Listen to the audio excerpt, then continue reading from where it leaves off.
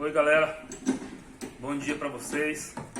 Estamos aqui nesta hora aqui para dar mais uma dica para vocês. Estamos aqui com um Pilot Sport que o cliente já fez vários serviços e não resolveu o problema. O que está acontecendo aqui? Ele está dando um barulho aqui nessa roda traseira quando está com peso. O carro sem peso não faz barulho nenhum. Ele só faz barulho quando tem pessoas aqui atrás e está muito pesado. Então ele disse que já foi em algumas oficinas, trocaram as molas, não resolveram.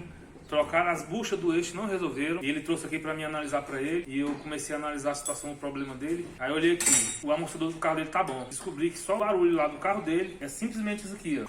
O batente do amortecedor estourado, que os mecânicos lá não observaram, entendeu? E ele tá com o batente quebrado. Não tem mais, tá vendo? Então isso aqui, quando o carro tá com peso, ele bate lá embaixo, assim, no amortecedor e faz barulho.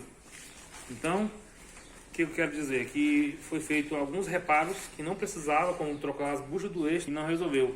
E simplesmente o problema do carro é o batente que está estragado. Como ele vai montado dentro dessa coisa aqui, ó, e o mecânico olhou e a coisa estava inteira, para ele ter acesso a esse problema, ele tinha que tirar o amortecedor fora para olhar esse batente. Então, como ele não fez isso, não resolveu o problema. E aqui já está resolvido. Nós colocamos um batente novo. Pode olhar aqui, tá vendo? Batente, guarda-pó novo, e o problema do carro está resolvido. Então fica essa dica aí, galera.